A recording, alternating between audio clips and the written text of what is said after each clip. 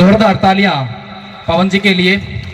इन्होंने हमारे विद्यालय में अपना कीमती समय देकर इस विद्यालय में जो नन्हे मुन्ने बच्चे हैं जिन्होंने अभी नव प्रवेश लिया है उन्हें लाभान्वित किया अपनी उज्जवल वाणी से।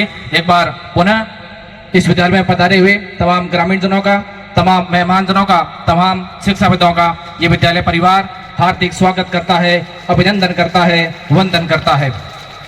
सर पवन जी ने बताया कि जो इन नन्हे मुन्ने बच्चे हैं इनको शिक्षा और शिक्षा के साथ साथ संस्कार आवश्यक है।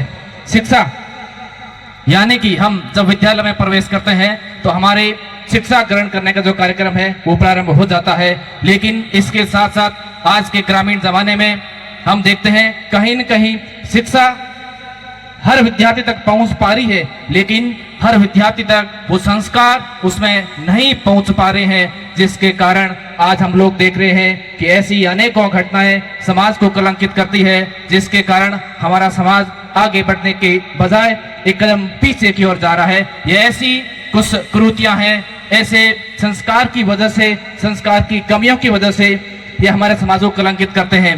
आपने देखा कल शाम से जो एक भजन कीर्तन का आयोजन किया गया था, जिसमें बड़े बड़े संतों के द्वारा हमें भजन कीर्तन के माध्यम से हमारे अंदर संस्कार के बीज बोने के जो फायदे बताए गए हैं वो हम सब के लिए बहुत उपयोगी है। दूसरी बात, आज के जमाने में जो हमारा कोई अगर डिस्टर्बेंस करता है तो वो है हमारा मोबाइल फोन। जितने भी यहाँ पे विद्यार्थी बैठे हैं, सर ने बताया कि अगर वो 8th क्लास से ऊपर है उसके इंस्टाग्राम पे आईडी है। ये इंस्टाग्राम हम सब के लिए नहीं है, न ही आपके लिए उपयोगी है और न ही इन पेरेंट्स के लिए इतना वो उपयोगी है, ताकि आपका कोई यहाँ पे बिजनेस नहीं हो रहा है, न ही आपका कोई वहाँ पे व्यापार हो रहा है। इसलिए आप लोग ध्यान रखें कि आपका बच्चा कितना मोबाइल पे रहता है, आपका बच्चा कितना मोबाइल से दूर रहता है, ये पेरेंट्स को ध्यान रखना होगा। अगर आप लोग अपने बच्चे को खुश करने के लिए, आप लोग अपने बच्चों को शांत करने के लिए आधा घंटा अगर 10 मिनट मोबाइल फोन देते हैं तो आपके लिए वो फायदेमंद नहीं है, क्योंकि मोबाइल फोन के द्वारा अगर वो सारी चीजें सही नहीं देखता, उसके अंदर उसका दुरुपयोग भी होता है। उसके इंस्टाग्राम आईडी के शॉर्ट वीडियोज आते हैं। अब देखता कि शॉर्ट वीडियोस के माध्यम से क्या होता है, हमारे दिमाग के अंदर शॉर्ट मेमोरी क्रिएट हो जाती है। उसके द्वारा हम लोग लंबे जो प्रश्न उत्तर है उनको याद नहीं रख नहीं पाते हैं, और जो लंबी चीजें उनको हम लोग याद नहीं रख पाते हैं। इसलिए हमें ये ध्यान रखना होगा कि जैसे शॉर्ट वीडियो से हमें दूरी बनानी है, मोबाइल फोन से हमें दूरी बनानी है, जितना हो सके उतना मोबाइल फोन हमें कम यूज करना है, क्योंकि मोबाइल फोन के द्वारा हमारे शरीर पर भी बहुत बड़ा इफेक्ट पड़ता है। आंखों की रोशनी भी डाउन हो रही है लगातार, तो ये मोबाइल फोन के इफेक्ट से। और मोबाइल फोन से अगर कोई दूरी बनाता है तो वो स्टूडेंट को बनानी चाहिए, और उसके ऊपर ध्यान रखना है पेरेंट्स का। ये पेरेंट्स की जिम्मेदारी बनती है कि आपके पास अगर मोबाइल है तो वो ठीक है, लेकिन अगर आपका बच्चा उस मोबाइल का दुरुपयोग करता है तो आपको सचेत होना है। दूसरी बात, जितने भी यहाँ पे पेरेंट्स विराजमान हैं उन सभी से निवेदन है कि आपका बच्चा किसी न किसी विद्यालय में अध्ययनरत होना चाहिए। हमारी आने वाली समाज में, आने वाली पीढ़ियों में अगर कोई अमूल्य धरोहर है तो वो है शिक्षा। अगर शिक्षा आपके पास में है तो आप सरकारी नहीं है तो भी चलेगा, लेकिन अगर आपके पास में शिक्षा है, आपके पास में योग्यता है, आपके पास में एबिलिटी है, तो आप लोग कहीं भी नहीं रुकेंगे, क्योंकि आज के समय में प्राइवेट सेक्टर भी एक बहुत बड़ा उपज है, जहां पर अगर हमारे पास योग्यता है तो हम अपना बेस्ट फ्यूचर, ब्राइट फ्यूचर अपना सकते हैं। दूसरी बात, मैं नन्हे मुन्ने विद्यार्थियों से कहना चाहूंगा कि आप लोग जब घर पे जाते हैं तो आपको बहुत अच्छी पढ़ाई करनी है, लेकिन दूसरी बात है जब आप लोग विद्यालय में 4-5 घंटे 6 घंटे अध्ययन करते हैं तो उसमें आपको यह ध्यान रखना है कि हमें कैसे अध्ययन करना है। तो अगर माना कि किसी टीचर ने विद्यालय ब्लैक बोर्ड पे अगर कोई शब्द लिखा है तो आपको कॉपी में वो शब्द बार बार देख के नहीं लिखना है। माना कोई स्पेलिंग लिख दी कैमल की, डॉग की, कोई भी स्पेलिंग लिखी तो आप पहले उस स्पेलिंग को 4-5 बार पढ़िए। बोर्ड पे जो शब्द लिखा है उसको एक बार पढ़िए और उसके बाद में अपनी कॉपी में बिना देखे लिखने का प्रयास करें। ये कौन करेगा? ये हम करेंगे। अगर हमें हमारी स्किल को बढ़ाना है, हमारी राइटिंग को बढ़ाना है, हमारी एबिलिटी को बढ़ाना है तो ये हमें आवश्यक है। क्या आवश्यक है? जो भी बोर्ड पे चीजें लिखी है वो आप बिना देखे नहीं लिखें। यानी कि जब आप नकल करते हैं तो उस नकल में भी आपको अकल लगानी है।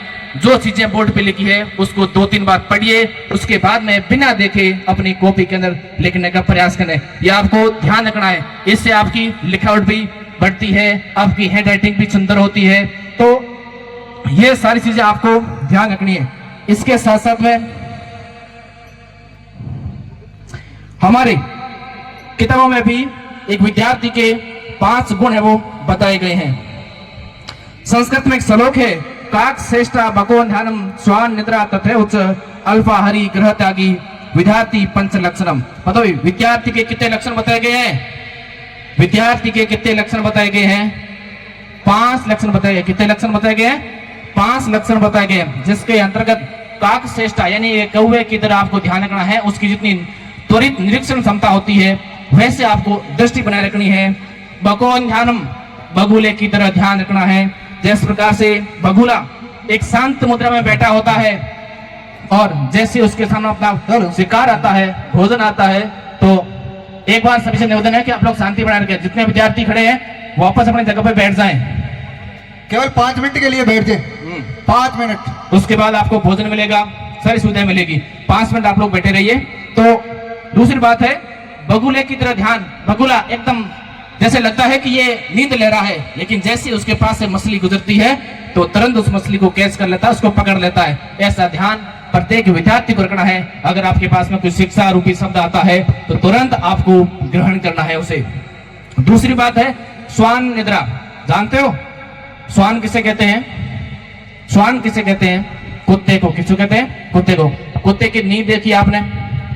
कुत्ते की नींद देखिए आपने? कई बार देखा कुत्ता छाया में सो रहा है, कोई बात नहीं, हम कितने भी दबाव पांव से उसके पास से गुजरते हैं वो हमें तुरंत हमारे पैरों की आवाज को सुन लेता है, पकड़ लेता है। तो ऐसी भी हमारी नींद होनी चाहिए। ऐसा नहीं कि हम लोग सो रहे हैं और सुबह 2-3 लोग हैं वो हमें जगाने में लगे हुए हैं, ऐसा हमें नींद नहीं लेनी है। तो ये ध्यान रखना है। अगली बात है अल्पाहारी, कम भोजन करना और ग्रह त्यागी। अगर आपको शिक्षा ग्रहण करनी है तो घर परिवार का मोह भी थोड़ा बहुत कम करना पड़ेगा। यानी कि घर पे आप कोई भी चीज ग्रहण नहीं कर सकते। अगर आपको दुनिया की कोई भी वस्तु, कोई भी चीज सीखनी है, विषय वस्तु सीखनी है, तो आपको घर परिवार से आगे बढ़ना होगा, दुनिया में आना होगा, घर से बाहर निकलना होगा।